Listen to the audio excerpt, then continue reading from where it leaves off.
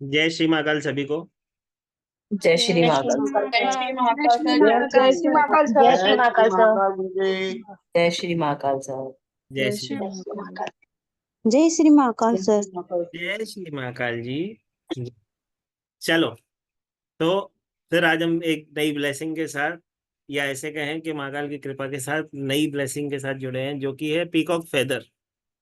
अब peacock feather की जब हम बात करते हैं तो विजय हमेशा पीकॉक की जब बात करता हूँ तो सबसे पहले तो मेरे को जीवन में, जब आपने कभी भी मोर को देखा होगा तो आपने देखा होगा, बच्चा हो या बूढ़ा हो, उसको देख के खुश बहुत होता है।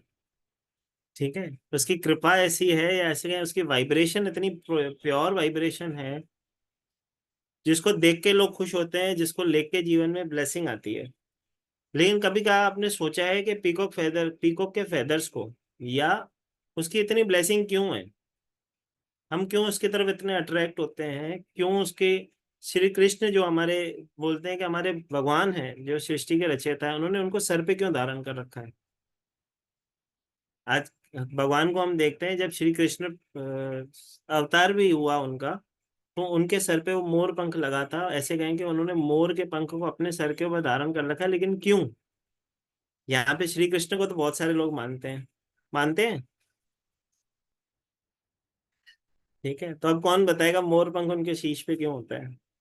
सवाल तो ये है, सवाल ये नहीं है मानता कौन है, मानता तो सब है। अब आंसर कौन देगा, वो हाथ ऊपर करेगा। देखो, हमारी क्लास में आपको मालूम है, थोड़ी बात करेंगे तो मजा आता है, बाकी आपस में अगर हम ही बोलते रहेंगे तो मजा नहीं आएगा। कौन बताएगा? चलो कोशिश तो करो, कोशिश करने वाले की हार नहीं होती, अमिताभ बच्चन कहते हैं। बताओ। सर उनको श्राप मिला था ना, राहुल ने श्राप दिया था, तो उसके लिए उनको बोला था कि मुकुट पे रहोगे तो। चलो, कहीं ना कहीं ये एक लीला कह सकते हैं हम कृष्ण की, लेकिन ये इसका सही कारण नहीं है। ठीक है, मैं आज बताऊंगा, आज के बाद आपको कोई पूछेगा तो आप बता पाओगे। ठीक है, और कोई जो ट्राई करना चाहे, श्री कृष्ण जो है मोर के पंख को शीश पे क्यों धारण करते हैं भाई? हाँ देखो, ये मेरी बहन है पुरानी वाली, जोश में कहाँ गई? चलो, अनम्यूट करो मेरी बहन इशिका जी। वो तो गुम ही हो गई, संचिता तो गुम ही हो गई, ये रही। जय श्री महाकाल सर, जय कैसे हैं श्री आप? महाकाल जी, जय श्री महाकाल।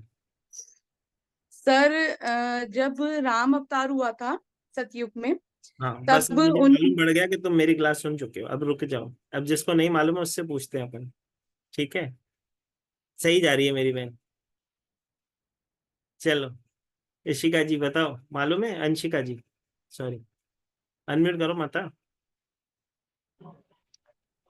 सर उनको ना मोरपंख राधा के प्रेम के प्रतीक के रूप में माना गया है। चलो, राधा के प्रेम के प्रतीक के रूप में मोर पंख माना गया है, चलो ये भी मान लेते हैं। ठीक है, चलो मैं बताता हूँ। चलो पारुल बताएगी, देखो इसको सही से जवाब मालूम है, मुझे मालूम है। बताओ पारुल, सबको बताओ। सर, एक बार राधा जो मतलब श्री कृष्ण फ्लूट बजा रहे थे, तो राधा नाच रही थी और उसके साथ साथ मोर भी नाच रहा था। तो मोर का पंख जो है राधा मतलब श्री कृष्ण ने अपने उस पर लगा लिया, क्योंकि वो प्रेम का प्रतीक माना गया है इसलिए। बहुत अच्छी बात है, यहाँ से भी कहीं ना कहीं कनेक्शन बनता है। देखो, बात करने से बात बनती है, बहुत सारी चीजें सीखने को मिलती है। ठीक है, अब मैं बताता हूँ आपको, जैसे कि संचिता को पता है, जैसे कि मेरी बहन बता रही थी। तो माना जाता है जब श्री प्रभु श्री राम वनवास भोग रहे थे, उस समय माता सीता, लक्ष्मण और राम एक वन से जब गुजर रहे थे, उस, क्योंकि वनवास उन्हें जब मिला था तो एक वन से जब वो गुजर रहे थे तो दूर दूर तक पानी की व्यवस्था नहीं थी। अब प्रभु श्री राम को माता सीता ने कहा, मुझे प्यास लगी है, कहीं से प्रबंध करें। क्योंकि साथ में तो लेके वो कुछ ही नहीं गए थे, सिर्फ दो धनुष ले गए और अपने बाण लेके ही निकले थे। तो माता से कहने लगे, माता जब कहने लगी मुझे बहुत प्यास लगी है, मुझे कृपया करके पानी पिलाओ, नहीं तो मैं जीवित न रह पाऊंगी। तो उस समय प्रभु श्री राम भी परेशानी में आ गए थे। तो वहां पे एक ऐसा मोर था जिसने उन्हें कहा कि प्रभु चलिए, मैं आपको मार्गदर्शन करता हूँ।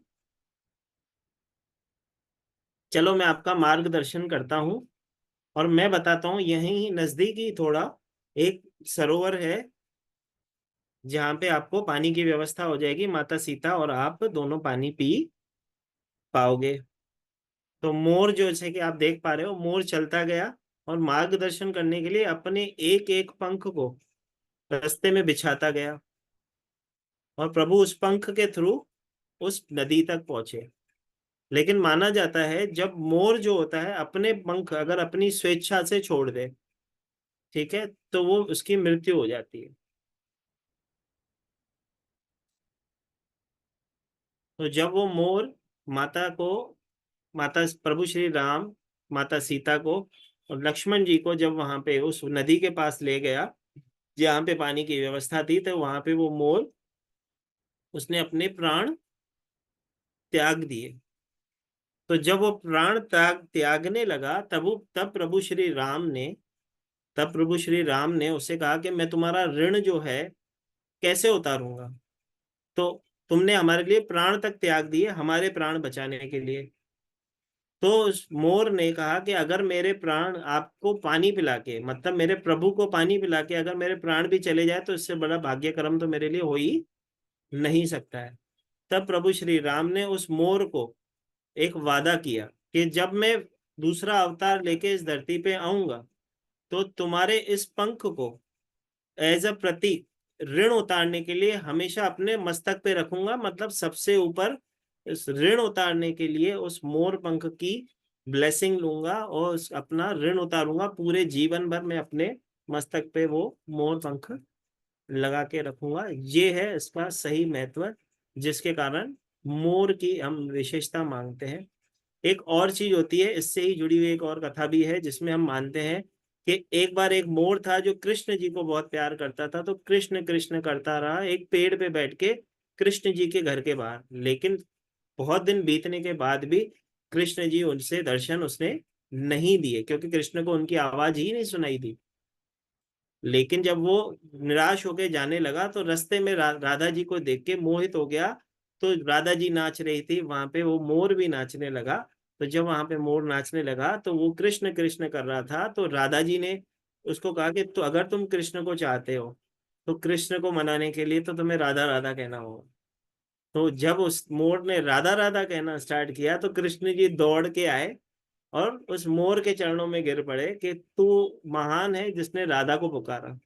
तो उस मोर ने अपनी व्यथा बताई कि हे कृष्ण, मैं तुम्हारे घर के बाहर इतने महीनों तक मैंने तप किया और तुम्हें कृष्ण कृष्ण करता रहा, लेकिन तुमने सुना नहीं, और तुम राधा कहते हो। राधा कहते ही आप खुद मेरे दर्शन करने आ गए, दर्शन देने आ गए। तो ये क्या व्यथा है? तो उन्होंने कहा कि जो राधा को जपेगा वो मुझे प्राप्त कर लेगा। तो इसके लिए हम सब कहते हैं, क्या कहते हैं? अनम्यूट करो, अपने आप को अनम्यूट करो। कृष्ण। राधे राधे। राधे राधे राधे राधे। राधे राधे राधे राधे। ठीक है। राधे राधे। माना जाता है एक कृष्ण नाम 1.25 लाख राम के नाम के बराबर होता है। और एक एक राम नाम कुछ इस तरह से है कि एक राम नाम जपा तो 1.25 लाख उसके फल हैं। अगर एक कृष्ण नाम जपते हो तो उसके उसके 10 टाइम्स फल हैं, और एक राधा नाम जपो तो उनका 10 गुना फल है। तो इसके लिए राधा राधा कहते हैं, इसके लिए कहते हैं राधे राधे। ठीक है।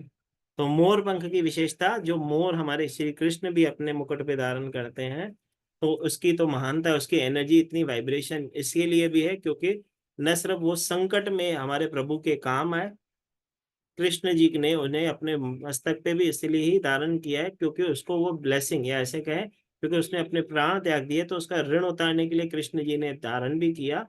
और उसको हमेशा कहा कि जब भी मैं तुम जो भी, जैसे कि हम नंदी जी के मानते हैं द्वारपाल हैं, तो कृष्ण जी का जो हम ब्लेसिंग मानते हैं उस मोर पंख से मानी जाती है।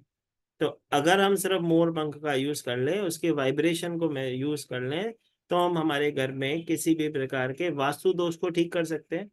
किसी की शादी नहीं हो रही, उसकी शादी करवा सकते हैं। किसी हस्बैंड वाइफ के बीच में रिलेशनशिप में कुछ प्रॉब्लम है, वो हील कर सकते हैं। अगर किसी के ऐसे कहो बच्चा पढ़ता नहीं है, उसके लिए हम मोर पंख का यूज कर सकते हैं। तो बहुत सारी ऐसी ब्लेसिंग्स हैं सिर्फ मोर पंख से हो जाती है। अब जब कई बार ऐसे लोग हमसे जुड़ते हैं जो वास्तु विशेषज्ञ होते हैं, या काफी लोग ऐसे होते हैं जो कैपेबल नहीं होते, अब वास्तु वास्तु विशेषज्ञ से मिले, उन्होंने कहा तुझे तो घर में ये यंत्र लगाना पड़ेगा। अब यंत्र वो 10,000 का है, अब वो गरीब है बेचारा, वो तो 10,000 तो खर्च कर ही नहीं सकता। अगर 10,000 खर्च कर सकता होता तो हमारे जैसे लोगों के बीच में क्यों होता। ठीक है, तो वो क्या करेंगे, वो अपने घर में मोर पंख इंस्टॉल करेंगे। कितनी संख्या में करेंगे, कैसे उससे रेमेडी करेंगे, आज के हम इस ब्लेसिंग क्लास में सीखेंगे। ठीक है, तो अब मालूम पड़ गया हम मोर पंख का यूज क्यों करते हैं। क्योंकि मोर पंख जो है प्रभु श्री राम जी ने, एक मोर ने जो प्रभु श्री राम को जल पिलाया था, माता को जल पिलाया था, और अपने प्राण उसके कारण उसके चले गए थे, उसके वरदान स्वरूप में उसको श्री राम जी की ब्लेसिंग है। और कृष्ण जी भी उसे अपने सर पे धारण करते हैं। पंख जो है, जैसे कि मैं हमेशा कहता हूँ, इसकी वाइब्रेशन या ऐसे कहें इसके कलर जो होते हैं हर किसी को प्रभावित करते हैं। कोई भी ऐसा व्यक्ति ना होगा जिसे मोर पंख पसंद ना हो। मैंने तो देखा है, जो जैन समाज में, जैन समाज के लोग होते हैं, ठीक है, वो उनके गुरु के हाथ में एक पिछुई होती है, पिछुई बोलते हैं वो, जिसको वो मोर पंख की एक छड़ी कहूँ, या एक कहूँ कि मोर पंख का एक राउंड शेप में एक छड़ी बनी हुई होती है, उसी से वो आशीर्वाद देते हैं। वो बोलते हैं कि अगर वो पिशवी हमारे पीछे पड़ जाए तो हमारे भाग्य खुल जाए। उनके गुरु उनको हाथ नहीं लगाते, वो पिशवी लगाते हैं। किसी भी मंदिर मजार में चले जाओ, किसी भी मस्जिद में चले जाओ, वहां पे भी आपको मोर पंख से जाड़ा लगता है। हम जब छोटे बच्चे थे ना, तब हनुमान जी के मंदिर में घर वाले ले जाते थे ना, वहां पे भी जो जाड़ा लगवाया जाता था ना, तो मोर पंख से लगाया जाता था। तो उसके अंदर इतनी वाइब्रेशन है, इतनी पावरफुल उसके अंदर ब्लेसिंग्स हैं, जिसको आप ऑस्पिशियस ब्लेसिंग्स हैं, जिसको न सिर्फ मंदिर मस्जिद मजारों में यूज किया जाता है, अलग हर एक धर्म के अंदर उसका कहीं ना कहीं किसी न किसी प्रकार से यूज किया जाता है। जैन समाज के लोग जो जैन धर्म को फॉलो करते हैं, आप देखना, वो जब घर में झाड़ू भी मारते हैं ना, तो उसी मोर पंख से मारते हैं, ताकि किसी चींटी को भी वो कष्ट न पहुंचा सके। ठीक है, तो मोर पंख अपने आप में बहुत बड़ी ऑस्पिशियस ब्लेसिंग रखता है। तो उसको आसान मत समझना, इसकी बहुत बड़ी ब्लेसिंग है। ठीक है, तो ये जैसे कि मैंने, मेरी बहन ने कहा कि राधा रानी का प्रतीक है, तो उस मोर जब नाच रहा था राधा के साथ, उनके साथ एक पंख गिर गया था, जो कि राधा रानी जी ने उन्हें दिया था, तो उन्होंने अपने मुकुट पे लगा दिया था, जो कि एक उसकी कथा बनती है। ठीक है, तो चले हम क्लास पे, सीख ले रेमेडी जिसके लिए हम जुड़े हैं।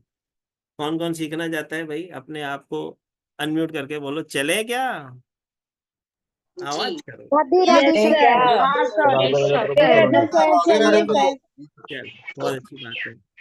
आज लग रहा है क्लास में बच्चे सब एक्टिव है। रात वाली क्लास में तो मुझे लगता है बेचारे खाना वाना खाया नहीं होता है, बेचारे थके हारे से होते हैं। अभी लग रहा है जोश में है, समझे। चलो, तो जैसे कि मैंने कहा, मोर पंख को यूज करने से पहले सबसे पहली चीज तो ये होती है, जैसे कि मैंने कहा, हर दरगाह मंदिरों में हर जगह उसका यूज किया जाता है। उत्तर रामायण के अंदर भी ये कथा की, जो मैंने आपको कथा बताई, उत्तर रामायण से ली गई कथा है, जिसमें 1,000 साल पहले जब हमारे प्रभु श्री राम जो आए थे, उसका ब्लेसिंग के रूप में मोर पंख का यूज, मोर पंख मोर ने गिराए और प्रभु श्री राम को जल पिलाया, और उसका आशीर्वाद अगले जन्म में उन्होंने कर्ज उतारा श्री कृष्ण बन के। ठीक है, अब चलते हैं हम ब्लेसिंग के ऊपर, कि मोर पंख से हम कैसे कैसे ब्लेसिंग ले सकते हैं। अब सबसे बड़ी जो परेशानी आती है, या ऐसे कहें सबसे बड़ी प्रॉब्लम लोग फेस करते हैं, बच्चों से रिलेटेड। ठीक है, बच्चे कहना नहीं मानते हैं, पढ़ाई नहीं करते हैं। उसके लिए हमें क्या करना है, मोर पंख को कैसे यूज कर सकते हैं, उसके ऊपर हम सबसे पहली रेमेडी लिखेंगे। लेकिन उससे पहले एक और ब्लेसिंग आपको मैं बताऊं। मोर पंख के ऊपर हम 3 डेज की एक ब्लेसिंग क्लास ला रहे हैं, जो 3 दिन की क्लास होगी, जो कि कल से स्टार्ट होगी, जो कि 5:30 बजे जिसका बेस्ट टाइम रहेगा, कल से स्टार्ट होगी। जिसका एनर्जी एक्सचेंज 555 ही रखा गया है। 3 दिन की ब्लेसिंग क्लास होगी, इसमें आपको इसका सर्टिफिकेशन भी करवाया जाता है। लाइव रिकॉर्डिंग 1 साल तक के लिए हम हमारे ऐप में देते हैं। ई सर्टिफिकेशन होता है, इसकी पीडीएफ नहीं होती है, क्योंकि उसमें जो रेमेडीज होती हैं, एक 40 के आसपास की रेमेडीज होती हैं, 35 to 40 रेमेडीज होती हैं, जो हम क्लास में कवर करते हैं। ठीक है, यहाँ पे हम कोशिश करेंगे कुछ मेन समस्याओं के मुद्दों के ऊपर बात करने की। ठीक है, और उसके रिलेटेड हम ब्लेसिंग लेंगे। 3 दिन का ये क्लास होगा, डेली 1 घंटे का क्लास होगा, जो आपको क्लास हम क्लास में करते हैं। ठीक है, तो मोर पंख की जब मैंने बात की, जैसे कि मैंने कहा कि जिस भी व्यक्ति को पढ़ाई से रिलेटेड प्रॉब्लम हो, बच्चा बात नहीं सुनता है, उसे क्या करना है, उसे मोर पंख लाने हैं 5, 7 या 11।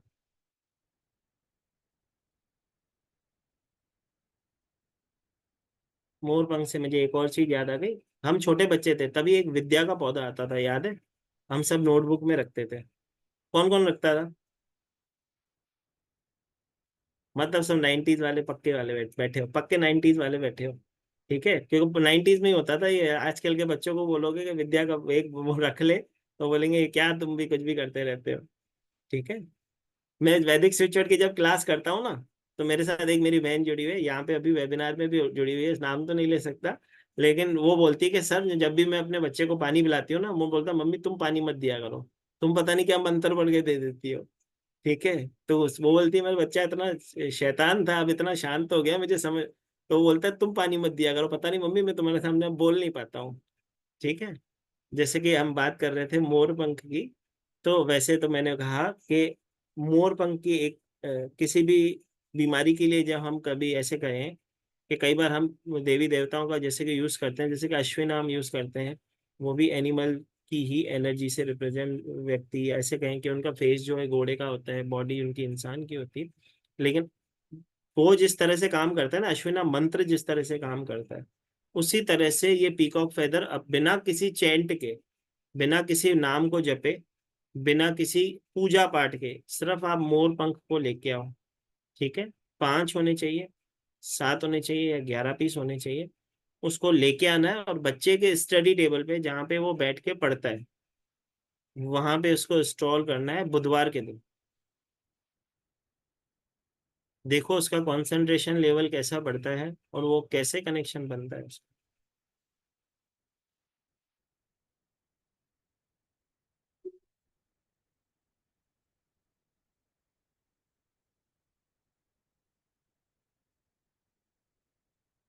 ठीक है। वापस से एक बार बताता हूँ। 5, 7 या 11 मोर पंख लेने हैं। इसको इंस्टॉल करना है बुधवार के दिन उस बच्चे के स्टडी टेबल पे, जिस पे बैठ के बच्चा पढ़ता है।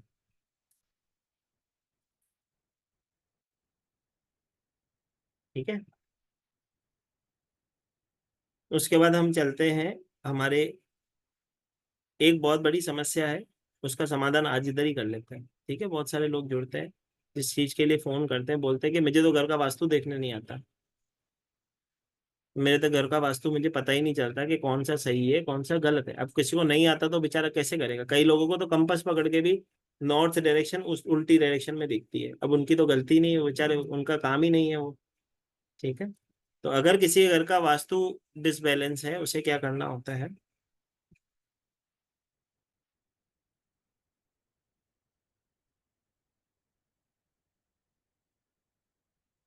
उसे वास्तु दोष खत्म करने के लिए 8 मोर पंख लाने होते हैं, 8 पीस ऑफ मोर पंख लेके आने होते हैं। उसको व्हाइट कलर की रिबन से बांध के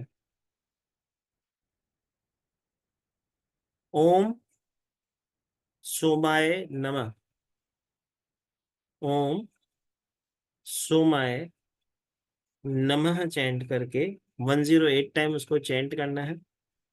चैंट करने का समय जो होगा वो ब्रह्म मुहूर्त में होगा, और अपने घर के ब्रह्म स्थान में। अब ब्रह्म स्थान की जब बात करूंगा तो बहुत सारे लोग बोलेंगे हमें तो हमारा ब्रह्म स्थान ही नहीं मालूम है। तो जब घर में आप घुसते हो, जो आपका पहला घर का जो पहला रूम, जैसे हॉल हम कहते हैं, उसका सेंटर ऑफ द हाउस, मतलब उस हॉल का सेंटर ले लो। वहां पे एक सुंदर सा फ्लावर पॉट लेके आओ और उस इंस्टॉल कर दो, उसमें मंत्र को चैंट करके उस मोर पंख को उधर इंस्टॉल कर दो। देखो कैसे ब्लेसिंग आती है। किस दिन? जिस दिन वास्तु दोष ठीक करना हो उस दिन। ठीक है। अब जब मेरे को बीमार होगा तो डॉक्टर के पास तो आज ही जाऊंगा, दवाई खाने के लिए दिन का इंतजार थोड़ी करूंगा। बच्चे के लिए तो पैसिफिक ऐसा है कि उसके लिए हम रुक सकते हैं, 2 दिन रुक के काम कर सकते हैं ना। ठीक है। चलो, इसके लिए मैं गैलरी मोड पे रहता हूँ और मैं बोलता हूँ कैमरा ऑन रखो, देखो जो बात करते हैं ना बंद कैमरा में भी मैं उनकी बात सुन लेता हूँ। ठीक है। और आपके कैमरा ऑन नहीं होंगे तो मुझे कैसे मालूम पड़ेगा क्या बोल रहे हो? बताओ। चल, बहुत अच्छी बात है।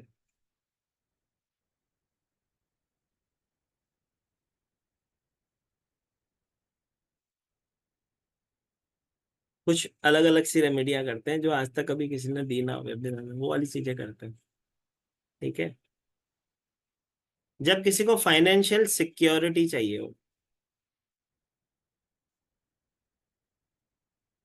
भाई पैसा तो सबके पास है, आता भी है और जाता भी है। ठीक है, जितनी जल्दी आता नहीं उतनी जल्दी जाता है। ठीक है, ये किस किस के साथ होता है? ठीक है, सबके साथ होता है। तो जब भी इस तरह की किसी के साथ समस्या हो रही होती है, उसके लिए हम मोर पंख के लिए कैसे इसका मोर पंख का यूज करते हैं।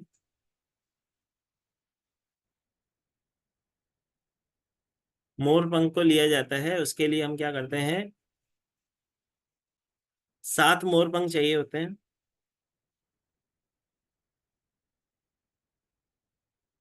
ठीक है, 7 मोर पंख ले लिए जाते हैं।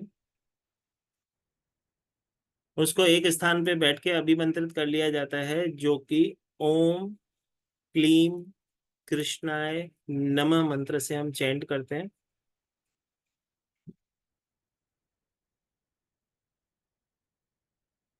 और अपने घर के 7 जगहों पे उस एक एक मोर पंख को इंस्टॉल किया जाता है, स्टोर किया जाता है।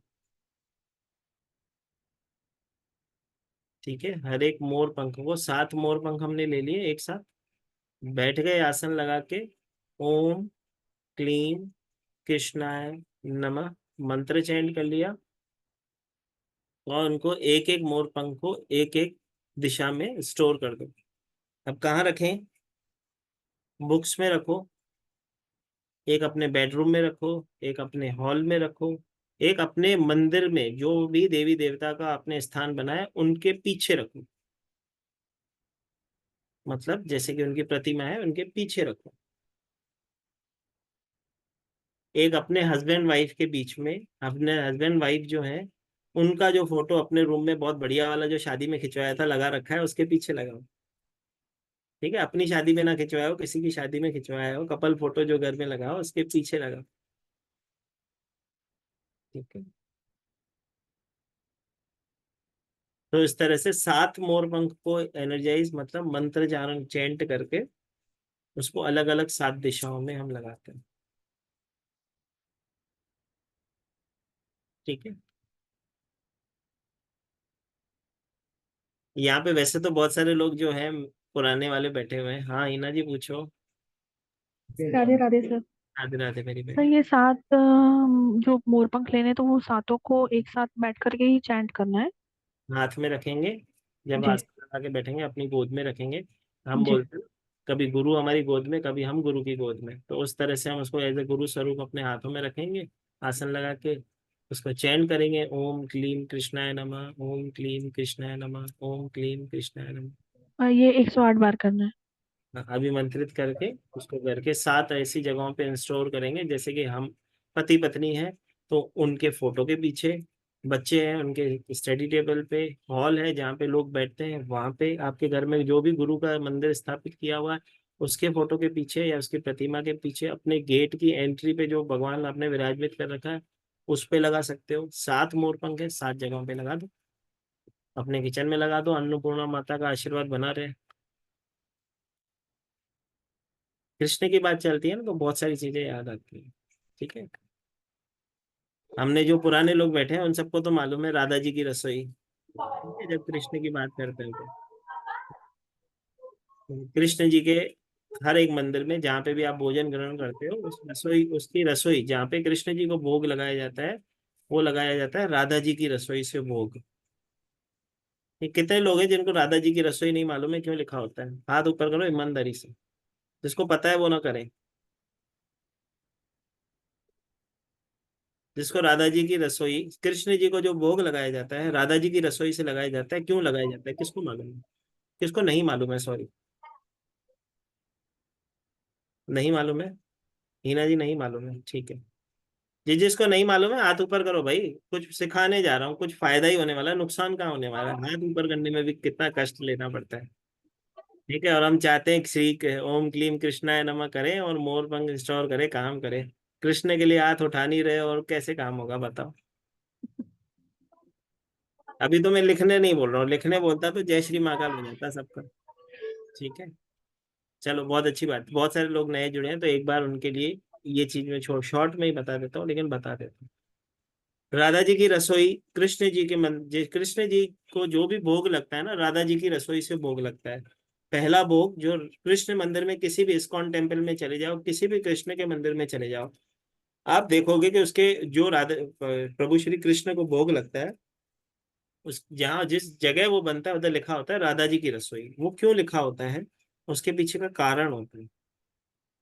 वो कारण क्या है, इसके पीछे एक कथा है कि राधा जी अपनी सहेलियों के साथ एक स्थान पे, जब उनके गांव में वो बैठी थी, तो ऋषि दुर्वासा जी वहां से गुजरे। तो ऋषि दुर्वासा जी जो थे, बहुत ही क्रोधित स्वभाव के होते थे, तो लोग उन्हें देख के भाग जाते थे, लेकिन राधा जी ने भागी। ठीक है, अब वो जो ऋषि दुर्वासा थे, उनका क्रोध इतना होता था, अगर किसी को कुछ बोल दें, उनके अंदर इतना तप किया हुआ था, अगर वो किसी को अगर कुछ भी बोल दे तो उनके साथ वो हो सकता था, तो लोग उनसे डरते थे। तो जब ऋषि दुर्वासा जी उनके गांव में गए तो और देखा कि वो अपनी सहेलियों के साथ बैठी है और उनकी सहेलियां उनको छोड़ के भाग गई, वे ऋषि दुर्वासा आ रहे हैं, कुछ बोल देंगे तो परेशानी हो जाएगी, तो सब भाग गए, लेकिन राधा जी उनके सामने खड़ी रही। तो राधा जी ने उनसे बोला कि ऋषिवर नमस्कार। तो ऋषिवर ने उन्हें कहा कि मुझे भूख लगी है, क्या तुम मुझे भोजन करवा सकती हो। तो उसने बोला आइए अंदर बताइए, मैं करवा देती हूँ। उन्होंने अपने हाथ से खीर, पूरी और चने का भोग बना के उनको खिलाया। अब ऋषि दुर्वासा जी जो थे, जब उन्होंने वो पहले तो उसी समय समझ गए ये कोई दैवीय शक्ति है जो मुझे देख के भागी नहीं, मतलब इसके अंदर कुछ तो बात है। उसके बाद वो अपने घर में आमंत्रित कर रही है मुझे भोजन करवाने के लिए, क्योंकि मैं इतना क्रोधित हूँ कि अगर मेरे साथ कुछ भी अनादर हो गया तो उसको मालूम है मैं श्राप भी दे सकता हूँ, लेकिन ये कोई दिव्य शक्ति ही है। लेकिन जब राधा जी ने उन्हें भोग कराया, भोजन करवाया, और उस व्यक्ति माना उस ऋषि दुर्वासा जी ने जब वो भोजन ग्रहण किया, तो अगर भगवान किसी को हाथ से खाना बना के खिलाया तो उसका स्वाद क्या होगा सोचो। तो वो खाते ही गए और मग्न हो गए, उन्हें कुछ समझ ही नहीं आया और उनको दिल से तृप्ति हो गई। और जब तृप्त हो गए ना, तो उन्होंने कहा कि आज के बाद जिसको भी, जो भी तुम्हारे हाथ से खाना खाएगा वो जीवन भर स्वस्थ और मस्त रहेगा। तो उन्होंने जब ये चीज उन्हें राधा जी को आशीर्वाद देके चले गए, तो क्योंकि यशोदा माँ जी थी जो अपने कृष्ण को बहुत प्यार करती थी, तो वो चली गई राधा जी की माँ के पास और उन्हें कहने लगी कि आपकी राधा जी को हमारे घर खाना कृष्ण के लिए बनाने के लिए सिर्फ भेजो, कि आज के बाद मेरे कृष्ण का जो भी खाना बनेगा राधा ही बनाएगी। तो उस दिन के बाद से राधा जी ही कृष्ण जी के लिए खाना बनाती है, और आज तक जो कृष्ण जी को भोग लगता है राधा जी की रसोई से लगता है। तो जब भी आप किसी कृष्ण टेम्पल में जाओगे, उसकी रसोई के बाहर देखना लिखा होता है राधा जी की रसोई। ठीक है, तो राधा जी की रसोई से भोग लगाया जाता है। आज के बाद हमसे कोई पूछे कि कृष्ण मंदिर में राधा जी की रसोई से ही भोग क्यों लगता है, तो आपके पास उसका आंसर है। थोड़ा थोड़ा अपने धर्म के बारे में हर किसी को थोड़ा नॉलेज होना चाहिए। हम कृष्ण चरणों में तो बैठे हैं, ठीक है, मैं देख पा रहा हूँ मेरी एक बहन है जो श्री कृष्ण के चरणों में बैठी है, सूद लिखा हुआ है उनके ऊपर। ठीक है, तो कृष्ण चरणों में तो बैठे हैं, लेकिन कृष्ण की जब बात करते हैं ना, तो मुझे क्लास पढ़ाने की इच्छा नहीं होती, सिर्फ कृष्ण के बारे में बात करने की इच्छा होती है। ठीक है, अब जैसे कि हम मानते हैं कृष्ण जी हमेशा टेढ़े क्यों खड़े होते हैं, कौन बताएगा। सब जने आज पीकॉक फेदर की क्लास में आए हो, कृष्ण जी से रिलेटेड क्लास में आए हो। अब कृष्ण जी खड़े होते हैं, टेढ़े ही क्यों खड़े होते हैं, सब भगवान तो सीधे खड़े होते हैं या बैठे अवस्था में होते हैं, कृष्ण जी टेढ़े क्यों खड़े होते हैं, कौन बताएगा। भाई जो ऐसा वाला हाथ उठा गया मैं उसको भी अनम्यूट कर लूंगा, कोई दिक्कत नहीं। भाई जानकारी मिलेगी कुछ ना कुछ। पुराने बच्चे नहीं भाई, जिसने सुना है वो नहीं, जो नए बच्चे हैं वो बताओ। ठीक है, वो चीटिंग नहीं चलेगी हमारी क्लास में। ठीक है, कोई है उम्मीदवार भाई, थोड़ा सा हेल्प कर दो सबकी, भगवान आपसे सेवा लेना चाहते हैं। चलो हम ही बता देते हैं भाई, ऐसा तो क्लास खत्म हो जाएगी, टाइम खत्म हो जाएगा। ठीक है, कृष्ण जी हमेशा टेढ़े इसके लिए खड़े होते हैं कि जब भी आप मुसीबत में उन्हें पुकारो, तो उन्हें उठने की और खड़े होने की भी जरूरत ना पड़े, और उसी समय वो दौड़ पड़े। तो कृष्ण जी के बांके बिहारी मंदिर में या श्रीनाथ द्वारा में जब आप दर्शन करने जाते हो तो आपको हर 10-15 मिनट में उनके पट्टे जो होते हैं बंद होते हैं, मतलब पर्दा लगा दिया जाता है। माना जाता है कि एक बार एक भक्त ऐसा था जो उसको देखने लगा, तो जब वो भक्त जाने लगा तो प्रभु अपनी प्रतिमा से बाहर निकले और प्रतिमा के स्वरूप में ही उनके पीछे चलने लगे।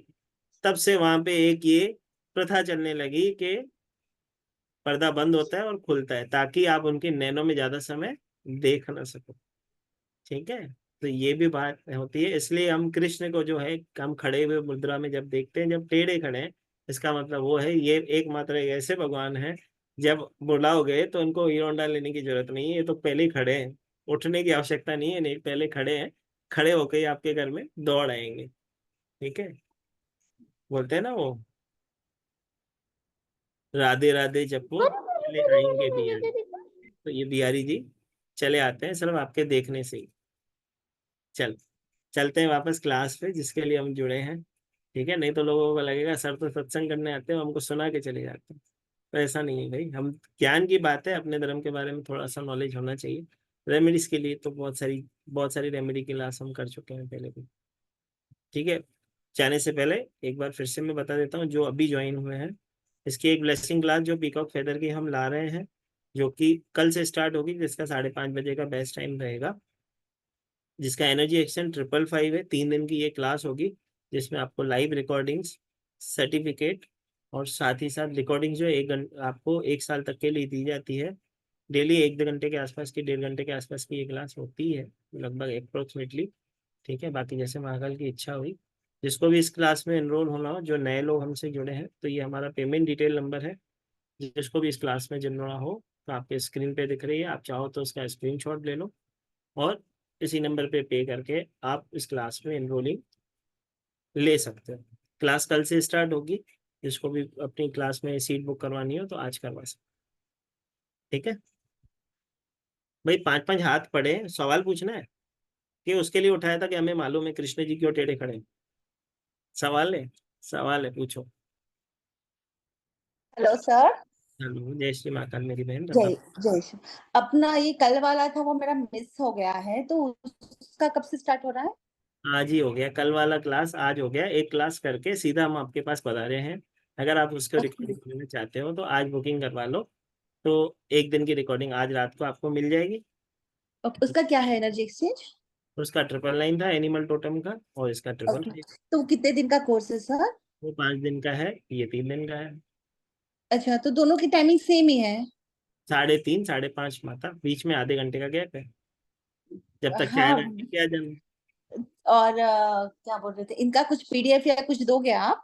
उस वाले में 2 पीडीएफ मिलती है, एनिमल वाले में, इसमें पीकॉक फेदर वाले में पीडीएफ नहीं होती, इसमें तो रेमेडीज होती है जो आपको लिखनी होती है। ओके, तो वो उसका पीडीएफ बोले तो व्हाट्सएप पे दोगे? नहीं, ऐप में देंगे। तो हमारे वो पास पूरा ऐप है जिसमें आपको 1 साल तक के लिए दिया जाता है। वैसे उसकी जरूरत नहीं पड़ती है, एक पीडीएफ में तो पिक्स होती हैं जिसको हम पढ़ते हैं, तो वो तो हम वैसे भी हम नोट्स बनवाते ही हैं। एक होती है जो आपको स्पेसिफिकली सिंबल्स की, और उसकी पीडीएफ होती है, वो आपको भी सेकंड पीडीएफ होती है जो इम्पोर्टेंट होती है। इसके लिए आपको 1 साल तक के लिए रिकॉर्डिंग दी जा रही है, जब भी आप फ्री हो उसमें से रिकॉर्डिंग्स में उस पीडीएफ में से आप नोट डाउन कर सकते हो। नहीं तो वो सिंबल्स कैसे नोट डाउन करेंगे सर? मतलब वो बना। सिंबल कैसे होते हैं, उसमें लाइन से बने हुए सिंबल्स होते हैं, एकदम इजी होता है। ओके, तो उसका पीडीएफ नहीं मिलता है सर? पीडीएफ दोनों का मिलता है माता, मैं वही तो बोल रहा हूँ, दोनों का, लेकिन ऐप में मिलता है। तो फिर उसको हम लोग कैसे प्रिंट करा सकते हैं, वही तो प्रिंट पूछ। कराना ही क्यों है, हम तो सीख जाएंगे, हम तो लोगों की हेल्प करना स्टार्ट करेंगे तो डेली यूज में लाइफ में आ जाते हैं, उसको प्रिंट क्यों करवाना? लिखना तो पड़ता है ना सर? लिख, अरे तो कुछ करेंगे नहीं तो हम जिए, अब आगे बढ़ेंगे कैसे? ठीक है, दवाई खाएंगे बहुत नहीं तो ठीक कैसे होंगे बताओ, इतना नहीं लिख। बहुत सारा होता है ना सर, तो अगर मेरी हमको क्लास में तो बहुत कम लिखवाता हूँ, पूछ लो जो पुराने स्टूडेंट बैठे हैं, उनको लगता है कि मैं वापस स्कूल ज्वाइन कर लिया मैंने। मैं तो बहुत अच्छा। कम लिखवाता हूँ। ठीक है, ओके ओके। देखो मेरी बहन हंस रही है। सर सर एग्जैक्टली हम सर, बिल्कुल बहुत कम कम। लिखते हैं, सबको मालूम है, बिल्कुल कम लिखते हैं। सर हम फर्स्ट टाइम जुड़े सर हैं ना एक सर, हमको कुछ सर आइडिया एक नहीं सवाल है। है। हाँ हम हाँ, फर्स्ट टाइम जुड़े हैं ना। कर रहे भाई, सबसे सवाल कर रहे हैं, कहीं नहीं जा रहे हैं। हाँ सर ऐसा होता है ना, वो मिर्च मसाले याद नहीं रहते लेकिन ये याद रहता है, नोट्स लिख रहे हैं। कभी चाय में शक्कर डालना भूल जाए चलेगा, वो पॉइंट नहीं भूलना चाहिए। हाँ तो भाई नहीं बोलते, हम तो बहुत सारी चीजें सीखते हैं, हमारी कोई भी क्लास ऐसी है जिसमें हमने सिर्फ वही चीज सीखी हो, बहुत सारी चीजें सीखते हैं। वो कंटिन्यू सर ऐसे वो ऐसे वास्तु दोष वाला वापिस बताओ ना वास्तु सर। दोष वाला वापस बताओ। पापा को वो नोट्स वो दिखाएंगे आवाज तब वो बंद हो खुश गई हो थी आपकी। जाएंगे। हाँ बता रहा हूँ, कहीं नहीं जा रहा, मैं इधर ही हूँ, कहीं नहीं जा रहा। हम्म, ठीक है, बता रहा हूँ वास्तु दोष वाला। भाई वास्तु दोष के लिए जैसे कि मैंने कहा कि हम जब भी किसी के घर में वास्तु दोष देखते हैं, 8 मोर पंख लेते हैं, उसको व्हाइट रिबन से बांधते हैं, पिंक पिंक रिबन से बांधते हैं, ठीक है। और इसको 8 मोर पंख को, सॉरी मेरे को ही कंफ्यूज कर दिया, 8 मोर पंख लेते हैं, व्हाइट कलर की रिबन से उसको बांधते हैं, ओम सोमाय नमः का मंत्र का चैंट करते हैं, और उस ओम सोमाय नमः को चैंट करने के बाद उस मोर पंख को 108 बार जपने के बाद अपने घर के सेंटर ऑफ द हाउस में या अपने घर के वास्तु दोष जहाँ पे हमें खत्म करना है, तो हम क्या करते हैं, अगर किसी को सेंटर ऑफ द हाउस नहीं मालूम है, अब बहुत सारे लोग फ्लैट्स में रहते हैं तो उनके टेढ़े मेढ़े फ्लैट्स होते हैं, ठीक है, तो वो घर का सेंटर ऑफ द हाउस नहीं निकाल पाते हैं, तो जो घर में एंट्री करते ही पहला हॉल होता है, उसके सेंटर ऑफ द हाउस में एक गमला लेते हैं जिसके अंदर मोर पंख रखते हैं और स्टोर कर देते हैं, बस। फ्लावर, जैसे कि हम फ्लावर रखते हैं ना गमले में छोटे से फ्लावर जी पॉट, सर। वैसे ही उसको ठीक। इंस्टॉल कर दो। सेंटर तो जैसे ये खाली होता है घर का, ये हमारा ही देख लो तो ये सेंटर तो खाली है। भाई माता सेंटर के अंदर वो होता है ना, क्या बोलते हैं, गमला आता है ना स्टैंड वाला, वो रख दो, क्या होता है। नहीं तो लोगों के सेंटर हॉल के अंदर, अब आपका घर महाकाल की कृपा से बहुत बड़ा है, लोगों के तो बहुत छोटे छोटे से होते हैं, तो उनके जो हाँ centre sir. Centre of the house में टेबल होते हैं, सेंटर टेबल होते हैं हॉल के अंदर, उसके ऊपर हाँ रख, जी। अपने घर में स्टोर करना है, बस अंदर की तरफ होना चाहिए, ये इंपॉर्टेंट होता है। अगर हम घर जी के सर। ब्रह्म स्थान पे करते हैं तो उसकी ब्लेसिंग ज्यादा होती है। एक और चीज जी जो मैं सर। वास्तु के लिए हमेशा बताता हूँ, अगर किसी को अपने घर का वास्तु नहीं मालूम है कि मेरा सही है या गलत है या कुछ वास्तु दोष है, तो वो क्या कर सकता है, अपने सेंटर ऑफ द हाउस में शाम के समय एक टी लाइट कैंडल आती है, ठीक है, एक टी लाइट कैंडल लेगा, सिनेमन पाउडर आता है, उसको स्प्रिंकल करके उसको बर्न कर दे, तो भी उसके घर के वाइब्रेशन चेंज हो जाते हैं, घर में ब्लेसिंग आने लग जाती है। एक और मैं रेमेडी बताता हूँ वास्तु दोष को खत्म करने के लिए। अगर किसी के घर में रुद्राक्ष है तो रुद्राक्ष को जल में डाले, उस जल को अभिमंत्रित ओम नमः शिवाय का 108 बार चैंट करे, उस रुद्राक्ष को वापस मंदिर में स्टोर कर दे, वो पानी को घर में छिड़क भी दे, जिसमें से आप पानी पीते हो, वाटर प्यूरिफाइड हो, किसी के घर में मटका हो, उसके अंदर वो पानी डाल दो और वो पानी सारे घर वाले पियो, तो भी आपके घर के वाइब्रेशन चेंज होते हैं, ठीक है। अब कई बार ऐसा भी होता है कि कई कई घरों में बहुत सारी परेशानी है, मतलब झगड़े होते हैं, मारा मारी जैसी स्थिति हो जाती है, भाई भाई के फीलिंग्स को नहीं समझ रहा है, या दो बहुएं हैं तो अपनी सास को अच्छा नहीं समझती है। मैंने मेरे जब टैरो से हीलिंग करता हूँ ना, तो भाई कई बार ये क्वेश्चन आता है कि मेरी सास किससे ज्यादा प्यार करती है, ठीक है, मेरी सास मेरी हम दो बहुएं हैं, मेरी सास किससे ज्यादा प्यार करती है, ठीक है। तो कई बार कार्ड में कुछ लोग कुछ भी क्वेश्चन पूछते हैं, उनको तो वो होता ही नहीं, उनको तो मन में जो जिज्ञासा होती है वो तो बस चाहते हैं उसका आंसर हो जाए, ठीक है। तो मेरी सांस किससे प्यार करती है या मेरी सांस किससे ज्यादा प्यार करती है, ठीक है। तो अगर किसी के घर में ऐसी कलेश वाली स्थिति होती है तो उसके लिए क्या करना होता है, वैसे तो मैं कहता हूँ राम परिवार या शिव परिवार, जिसमें शिव परिवार की प्रतिमा का से पूजा करो, जिसमें शिव जी पूरे परिवार के साथ हो, या तो वो कर लो, वो नहीं कर सकते हो प्रभु श्री राम के परिवार की सेवा कर लो, वो भी नहीं कर सकते हो, तो क्या करते हैं, एक जल का पात्र लेते हैं, मतलब एक चांदी की कटोरी ले लेते हैं, वैसे तो चांदी की बोली जाती है, लेकिन अगर कोई कैपेबल नहीं हो, वैसे तो हर किसी की नानी ने दी होगी उसको जब बच्चा हुआ होगा, अगर किसी की नानी ने ना दी हो तो अपने पैसों से ले आना, कोई दिक्कत नहीं है। तो एक चांदी की कटोरी लेनी होती है, उसमें थोड़ा सा गंगा जल और केसर डाल के, ठीक है, अपने मंदिर में स्टोर रखो। अब जैसे जैसे वो पानी सूखता जाए वैसे वैसे उसके अंदर थोड़ा थोड़ा गंगा जल ऐड करते जाओ, ठीक है, आपके घर के वाइब्रेशन चेंज होते हैं, आपके घर में लक्ष्मी जी का वास होता है, मतलब बहुत सारी वाइब्रेशन आती, ब्लेसिंग वाइब्रेशन होती है, पॉजिटिविटी, गुरु स्थापित हो गए आपके घर में, तो वहां पे ब्लेसिंग ही ब्लेसिंग होती है, घर का वातावरण चेंज होने लगता है, ठीक है। बहुत सारे लोग जुड़ते हैं पति को वश में करना है, तो उसके लिए मैं हमेशा बताता हूँ जायफल को क्रश करके पहनो। अब वो तो ऐसा तो कोई व्यक्ति होगा ही नहीं जो ना सोचता हो, कोई काम करवाना है एथिकली यूज करते हैं, जैसे कि मैं बता चुका हूँ, ठीक है। बातें तो बहुत सारी याद आती है, तो बहुत सारी चीजें आती है, अपनी अपनी हिसाब से। चलो वापस चलते हैं हम क्लास पे, भटक मत जाओ सब्जेक्ट से। सवाल है क्या? अच्छा सवाल है भाई, भूल गया था मैं। जी ऋतु जी बताओ। सर मेरे ना टॉयलेट नॉर्थ ईस्ट में है। तो जैसे आपने मोर पंख का बताया, तो मेरे मतलब जो हॉल है ड्राइंग रूम में, वो भी ऐसा नहीं है कि मैं सेंटर में कुछ लगा सकूं। और टॉयलेट में आई थिंक मोर पंख तो लगा नहीं पाऊंगी। तो उसी के लिए कुछ बता देते। टॉयलेट में तो लगाने बोल भी नहीं रहा हूँ मेरी बहन, मैंने तो यही कहा कि अपने सेंटर ऑफ द हाउस में रखना है, मतलब घर के सेंटर में रखना है। अगर किसी को नहीं मालूम है तो हॉल के सेंटर में रखना है। अगर नहीं रख सकते हो तो अपने भगवान की तस्वीर के पीछे रख दो। अब कुछ तो रास्ता आपको थोड़ा सा सर वो तो रख रखा है मैंने, भगवान जी की लेकिन मंदिर के मंत्र आगे में। चैंट करके, मंत्र चैंट करके अभिमंत्रित करके रख रखा है। नहीं, वो तो मैंने ऐसे ही लगाया था, मंत्र तो नहीं पता। वही तो चीज, अभी मैं अगर मैं मोबाइल ले आऊं, ठीक है, हाँ लेकिन जी। चार्ज ना करूँ तो वो चलते रहेगा? तो काम कैसे करेगा? वो तो तभी काम करेगा ना जब मोबाइल को चार्जिंग करूँ। छोटी सर सी, वो बता दीजिए मंत्र। तो अभी तो बताया, ओम सोम सोमाय नमः। Okay, thank you sir. जी एक बोलो माता बोलो, आप म्यूट हो गए, बताओ। कितनी बार चैंट करूं सर? 108 बार? 108 बार, मात्र 108 बार। ठीक है। ठीक है सर। चलो एक चीज मुझे याद आ गई, अचानक से कृष्ण की बात हो रही है, आपको मुझे तो जब मैंने ये क्लास फिक्स की थी, ठीक है, कभी मैंने सोचा नहीं था कि किस दिन फिक्स होगी ये, या ऐसे कहूँ कि इसकी ब्लेसिंग मुझे भी नहीं मालूम थे, बस टीम ने बोला कि आपको सर आप पीकॉक की आप क्लास ले आओ, मैंने बोला कोई दिक्कत नहीं, कर लो। आज आज क्या है मालूम है सबको? एकादशी है यार। ठीक है, आज एकादशी है, जैसे कि मैंने कहा। एक सेकंड। हम्म,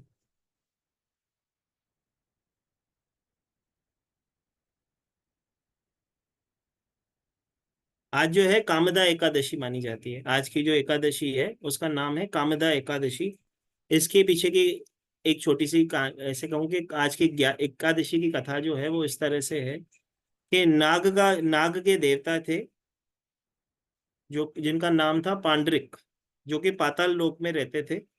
नाग के देवता पांडरिक जो थे पाताल लोक में रहते थे, उनके पास दो लोग जोड़े में सेवा में थे, जो कि उधर वो भजन गाते थे और नृत्य करते थे, जिस जो कि राजा पांडरिक अपने नेतृत्व में करवाते थे। तो जब उन दो लोगों का नाम था, एक का था लड़के का जो नाम था उसका था ललित, और लड़की का नाम था ललिता। तो ललित और ललिता जो थे राजा पांड्रिक के पास, अगर जब वो बैठते थे, जब उनके यहाँ पे ही डांस करते थे, नृत्य करते थे, एक बजाता था एक नाचती थी। तो ललित अपनी उस वाइफ को इतना पसंद करता था कि जब वो बजाता भी था तो उसके अंदर ही वो खो गया।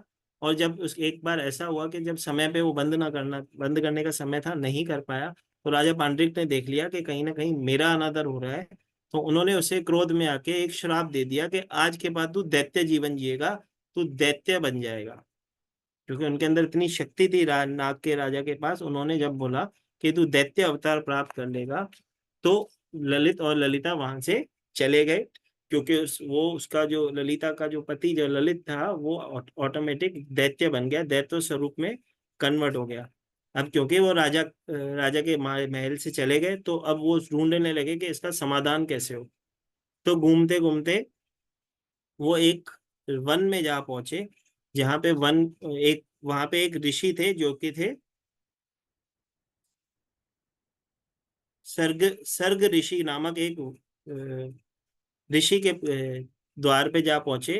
घूमते घूमते एक वन में चलते चलते स्वर्ग ऋषि नामक उस आ, ब्राह्मण देवता के पास जा पहुंचे, उस गुरु के पास जाके पहुंचे। उन्होंने वहां पे जाके उनसे प्रार्थना की कि इसका कोई मुझे हल दो, कि मेरा जो पति है वो वापस ही मानव स्वरूप में परिवर्तित हो जाए। उसके उस भावना वाले भाव से खुश होके उन्होंने ये कामदा एकादशी रखने का उसे एक अवसर प्रदान किया। उसे कहा कि कामदा एकादशी करो और अपने पति के निमित्त वो उपवास रखो, और उस उपवास को करके प्रभु श्री कृष्ण जी की वो कृपा प्राप्त कर लो, तो तुम्हारा पति इस चीजों से मुक्त हो जाएगा, इस दैत्य की जीवन से मुक्त होके वापस अपना स्वरूप प्राप्त करेगा। ये एकादशी जो होती है वो न सिर्फ आपकी रक्षा करती है, आपको पुत्र दान भी देती है, आपके जीवन की जो भी नेगेटिविटी है उसको बर्न करती है। तो उसकी जो जीवन की जो श्राप था वो श्राप भी इस एकादशी रखने से कट गया, जो कि आज की एकादशी की कथा है। तो बोलो मोर मुकुट बंसिए वाले की जय। ठीक है, तो देखो कितने भाग्यशाली हो, आज चलते चलते याद आ गया, तो एकादशी की कथा भी तुमने सुन ली, कहीं जाने की जरूरत नहीं है, हो गया ना फायदा। चल, अभी भी क्वेश्चन पूछने हैं, पूछो भाई, बोलो मनीवाल जी पूछो। नमस्कार सर। नमस्कार दीदी।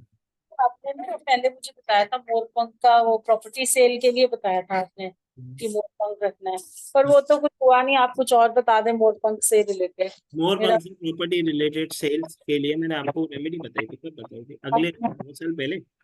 मैंने तो हाँ, 1 साल हो गया होगा जब तक क्लास करके मुझे, तो नहीं नहीं, तो 4-5 महीने पहले की, 3 एक महीने पहले की क्लास में। देखता हूँ कौन सी बताई थी, रेमेडी लिखी हुई है।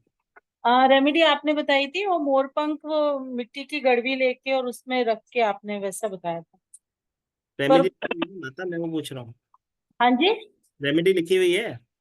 हाँ जी, अभी तो नहीं लिखी हुई है मेरे पास, मैं अभी दिल्ली आई हुई हूँ, पर मेरे को जो मैंने घर में की थी एक्चुअली वो रेमेडी। ठीक है, मैं बता देता हूँ। वैसे तो हम क्या करते हैं, जिस भी प्रॉपर्टी को सेल करना होता है उसके लिए हम 2 तरीके की रेमेडी करवाते हैं।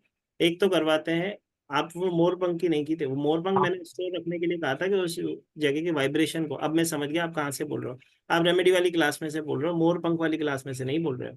ठीक है, आपने बोला था तो मैंने बोला कि मिट्टी का घड़ा लेना है जिसके अंदर पानी भर के चांद के दिन पे उसको एक मोर पंख के साथ उस जगह स्टोर कर दो, जिससे उस घर की वाइब्रेशन चेंज होती है और वहां पे ब्लेसिंग होती है। ठीक है, यही वो अलग चीज है, ये अलग चीज है मेरी बहन, मैं वही सोचूं ऐसी कौन सी रेमेडी दे दी। ठीक है, इस क्लास एक चीज और होती है, मैं बताता हूँ। प्रॉपर्टी को सेल करने के लिए आपको क्या करना होता है, जिस घर की प्रॉपर्टी सेल करनी होती है या जिस जगह को सेल करना होता है, वहां की मिट्टी ले आई जाती है, अपने मंदिर के अंदर एक पत्थर के प्लेट के अंदर उसको रख के गंगा जल से उसका अभिषेक करके उसको हाथ जोड़ के कहा जाता है।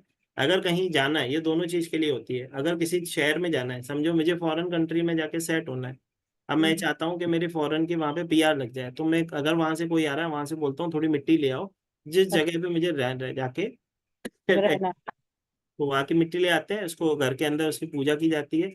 उस मिट्टी को रोज गंगा जल का छींटा 21 दिन तक लगा के फिर उस मिट्टी को वापस भेज दिया जाता है, उसी जगह पे जाके छोड़ दो। ठीक है, अगर ये घर को जिस घर में रह रहे हैं को सेल करना है, तो उसके लिए इसको किस तरह से किया जाए, इसका कन्वर्ट कर इस तरह से कर लिया जाता है कि घर के अंदर जो विभूति, मतलब हम, मैं तो बोलता हूँ घर के अंदर जो मिट्टी है बाबा की विभूति है, तो घर के अंदर जब झाड़ू निकलता है जो मिट्टी होती है उसको एक जगह जमा कर लो।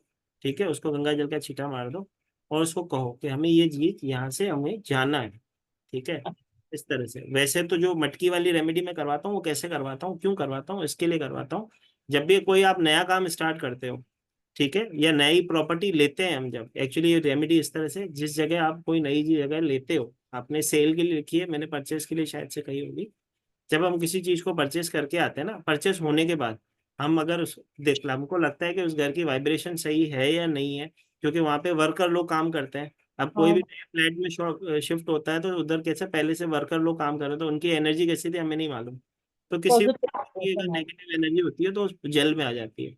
फिर जब हम जिस दिन उधर मुहूर्त पे दिन वहां पे जाते हैं ना, तो फिर उस जल को हम बाहर, घर के बाहर उसको फ्लैश करवा दिया जाता है, इस तरह से। ठीक है, ठीक है, फिर मैं ये रेमेडी करूंगी। Thank you sir. कोई दिक्कत नहीं है।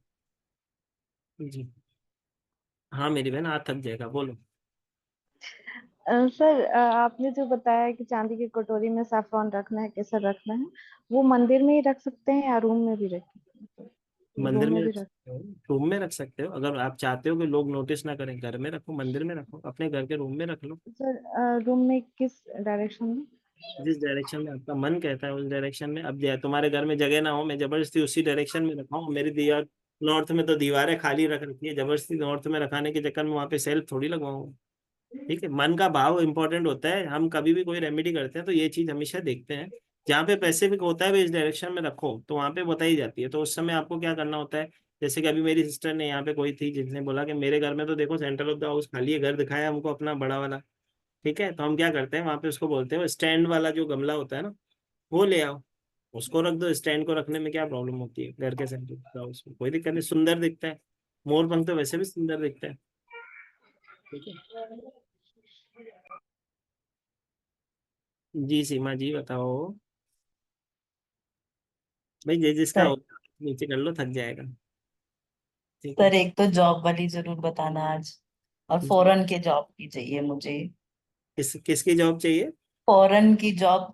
फॉरेन में मेरी भतीजी, आपको मैंने उस दिन भी बताया था, उसकी हम्म, जॉब नहीं लग रही, बहुत परेशान है। सारी रेमेडीज करवा ली।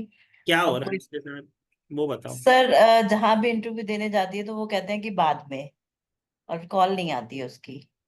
ठीक है, चलो कोई बात नहीं। 5 काली मिर्ची, चलो पिकॉक फेदर से नहीं, ऐसे ही लिख लो। ठीक है, अचानक से याद आ गई है। 5 काली मिर्ची लेगी वो। ठीक है, अफर्म करके जब भी घर से बाहर निकलेगी, पहला पैर उस काली मिर्ची के ऊपर रख के उसको रौंद देगी अच्छे से, और ठीक है एक सर। पैर से ही रौंदेगी। ठीक है, घर से जब जाते हैं एक जायफल साथ ले जाएगी। ठीक है सर। वहां पे जब पहुंचेगी, एंट्रेंस अंदर एंट्री होगी, तो 2 लौंग मुंह में डाल लेगी। ठीक है सर। ठीक है, जब वो लौंग को वहां पे च्युइंग कर लेगी, थोड़ी चबा लेगी, जब वो सामने वाले उससे बात करने लगेंगे ना, तो हम कैसे, हम तो वैसे चतुर है, तो स्टाइल से कैसे से निकालते हैं, अरे कुछ लग गया है, लगता है मुंह में कुछ आ गया, निकाल लेना है और वहीं पे स्प्रिंकल कर देना। ठीक है, ठीक ठीक है। और फिर बात करनी है। ठीक ठीक है सर। सामने वाला भी बात सुनेगा भी और उसके काम होगा भी।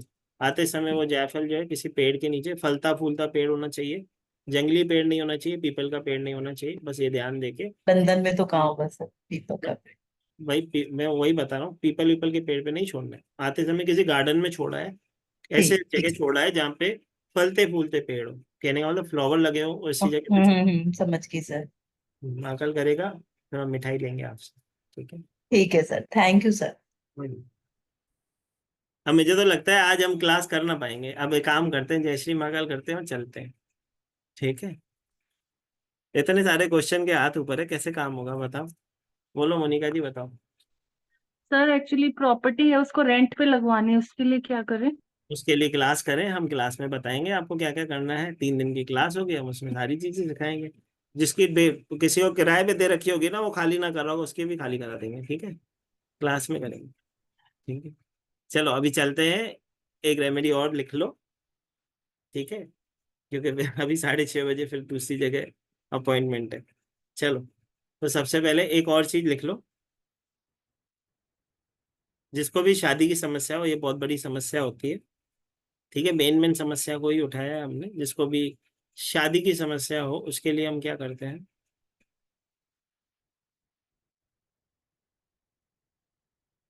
एक पीकॉक फेदर लेगा वो।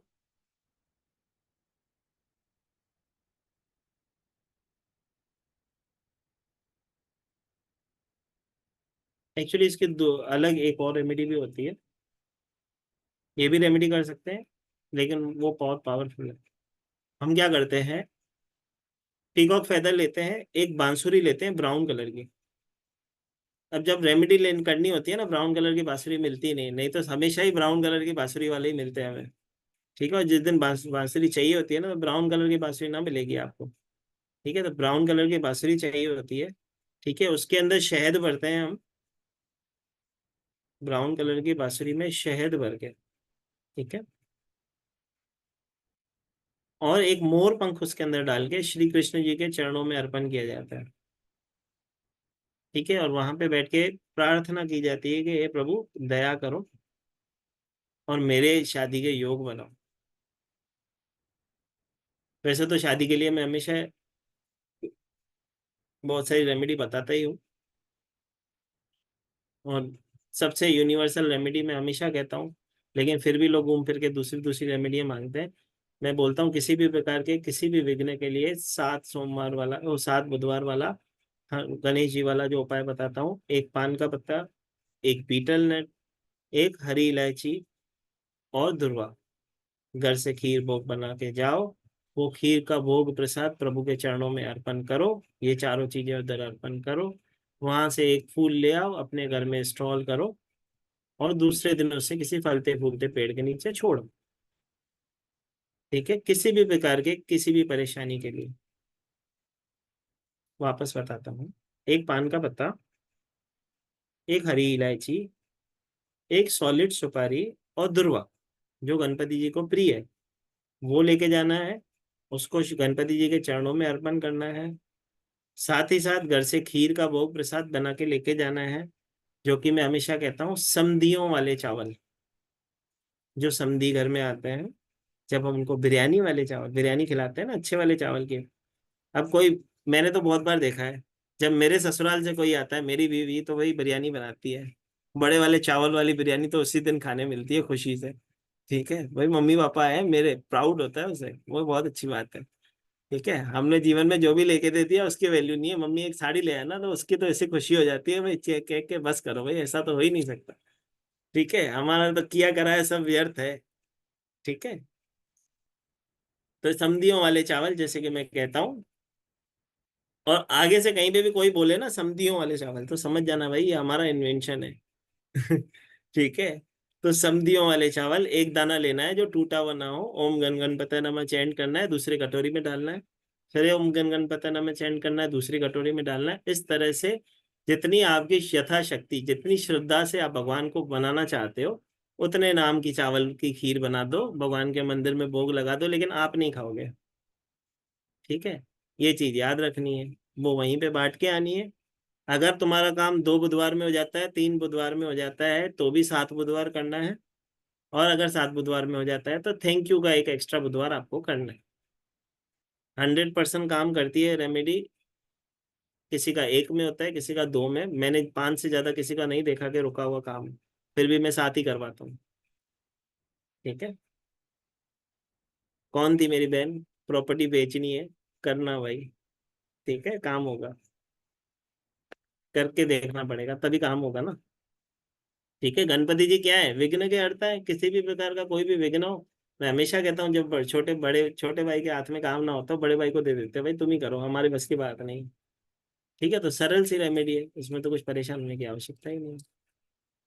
चलो, तो आशा करते हैं आज की क्लास आप सबको बहुत बढ़िया लगी होगी, कुछ ना कुछ आपने यहाँ से सीखा ही होगा। ठीक है, वैसे देना तो मैं बहुत कुछ चाहता था, लेकिन समय कम है, आगे फिर मेरी कंसल्टेशन बुक कर। ठीक है, तो जल्दी से जल्दी क्लास में मिलेंगे। कल से क्लास स्टार्ट हो रही है, जिसको भी इसकी बुकिंग करवानी हो, 555 एनर्जी एक्सचेंज है, आप कर सकते हो। ब्लेसिंग इसी नंबर पे पे करना है, 7057031905। इसी पे पे करके स्क्रीनशॉट भेजें, ताकि हम जल्द से जल्द आपको क्लास में एनरोल कर लें। ठीक है जी, तो आप सबको परमिशन है, जय श्री महाकाल करें और मुझे आज्ञा दें, फिर हम जल्दी से जुड़ेंगे क्लास में। जय श्री जय श्री महाकाल जय सर, श्री जय श्री महाकाल। महाकाल। जय श्री महाकाल, जय श्री महाकाल, जय जय श्री राधे महाकाल। राधे। जय श्री महाकाल सर। जय श्री महाकाल। आपका